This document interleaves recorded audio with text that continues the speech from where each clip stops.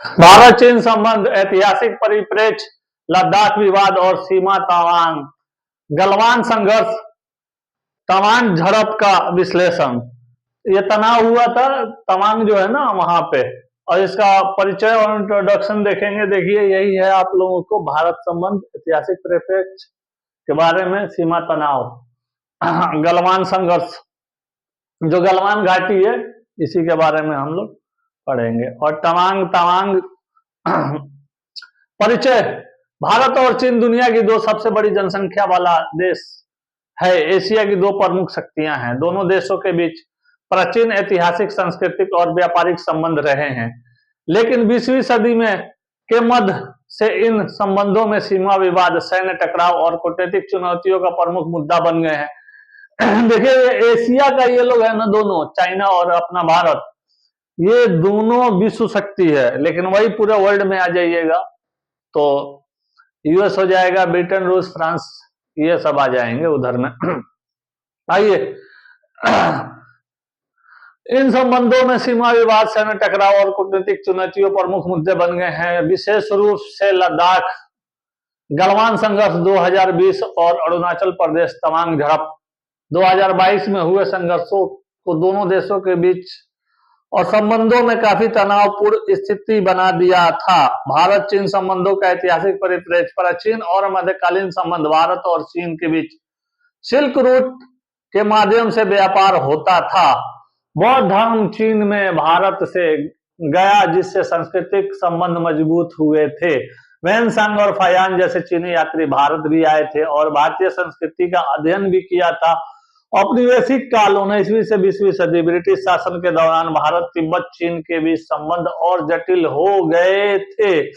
इसके साथ ही 1914 में शिमला समझौता के ब्रिटिश भारत और तिब्बत के मैकमोहन रेखा को सीमा के रूप में स्वीकार किया गया था, लेकिन चीन ने इसे मान्यता नहीं दी थी। वो उसने स्वीकार ही नहीं किया इस चीज को। स्वतंत्रता के बाद भारत चीन संबंध 1947 से लेकर 2024 तक प्रारंभिक मित्रता क्या थी, 1947 से 1959 तक, 1947 से लेकर 1959 तक।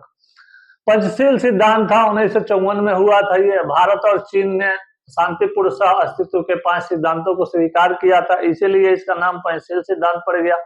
भारत ने 1905 में चीन के तिब्बत पर कब्जे का विरोध किया था, लेकिन बाद में तिब्बती विद्रोह के दौरान दलाई लामा के शरण देने पर चीन नाराज हो गया था। 1962 का भारत चीन युद्ध और उसके बाद 1962 से 1988 चीन ने 1962 में भारत पर आक्रमण किया था और हमला कर दिया था और एक्साई चीन क्षेत्र पर कब्जा कर लिया था। भारत ने 1967 में नाथुला और चोला में चीन को कड़ी टक्कर दी थी, जिससे चीन को भारी नुकसान हुआ था। 1975 में अरुणाचल प्रदेश के तुलुंग ला घटना में भारत के 4 सैनिक शहीद हो गए थे। 1988 के बाद कूटनीतिक सुधार में क्या हुआ था, 1988 से 2013 तक हम देखेंगे। 1988 से में राजीव गांधी की चीन यात्रा के बाद जो राजीव गांधी जी गए थे चीन यात्रा पे, ठीक ना, उसके बाद ये संबंध काफी बेहतर हो गया था उस टाइम में। 1993 और 1996 के सीमा शांति समझौता, bilateral agreements and border peace and tranquillity ये हुए थे। 2003 में भारत ने तिब्बत को चीन का हिस्सा माना और चीन ने सिक्किम को भारत का हिस्सा स्वीकार किया गया था, जिसके फलस्वरूप 2006 में चीन ने अरुणाचल प्रदेश को दक्षिण तिब्बत बताया, जिससे तनाव काफी बढ़ गया था। 2013 के बाद नई चुनौतियां और संघर्ष, 2013-24, 2013 में देपसांग लद्दाख में घुसपैठ हुई थी। 2017 का डोकलाम विवाद हुआ था, याद रखिएगा लोग, ये डोकलाम स्टैंड ऑफ, भारत और चीन के सीमाएं 73 दिन आमने सामने रही थी दोनों सेना। 2020 का गलवान संघर्ष, गलवान क्लैश 15 जून 2020 को 20 भारतीय सैनिक जिसमें शहीद हुए थे। 2022 का तवांग झड़प, अरुणाचल प्रदेश में भारत चीन सैनिक के बीच हाथापाई हुई थी।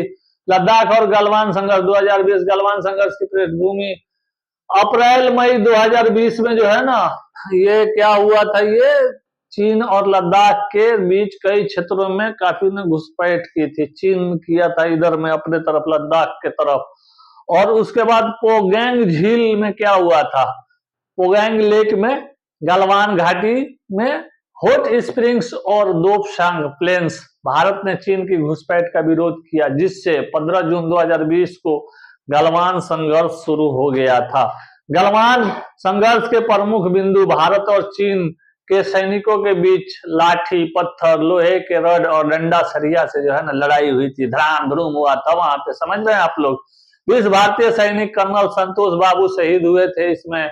चीन ने अपने हताहतों की संख्या छिपाई थी, लेकिन अनुमानतः 35 से 40 सैनिक वहां के मारे गए थे चाइना के। इसके बाद भारत ने ऑपरेशन स्नो लेपर्ड के तहत रणनीतिक बढ़त हासिल की थी। संघर्ष के बाद की स्थिति, भारत ने चीनी एप्स, टिकटॉक, पबजी, वीचैट पर प्रतिबंध लगा दिया था, जिससे चीन के कितने डॉलर का नुकसान हुआ था आप लोग बताइएगा। लो मेरे से ये क्वेश्चन है आप लोगों का। चलिए, पूर्वी लद्दाख में भारत ने सैन्य तैनाती बढ़ाई थी। कई दौर की कूटनीतिक वार्ता हुई, लेकिन पूर्ण समाधान नहीं निकला था। इसलिए नहीं निकला था पूर्ण समाधान कि जो जिला दर्रा जो था ना वहां पे उस टाइम में अरुणाचल प्रदेश और विवाद के तमाम झड़प, चीन का अरुणाचल प्रदेश पर दावा था, इसलिए अरुणाचल प्रदेश में झड़प एक बार हुआ था। कब? 2006 में पहली बार चीन ने आधिकारिक रूप से अरुणाचल प्रदेश का दावा किया था उस टाइम में। और चीन अरुणाचल प्रदेश को दक्षिण तिब्बत बताता है, हालांकि ऐसा है नहीं। अरुणाचल प्रदेश तो जान ही रहे हम लोग का हिस्सा है। 2017 में चीन ने 6 अरुणाचली स्थानों के नाम बदलो, 2023 में 11 और स्थानों के नाम बदलो। उस उन्होंने एक नारा दे दिया था और नाम बदल भी दिया था चाइना ने कि नाम बदलो, नाम बदलो, समझ रहे हैं आप लोग।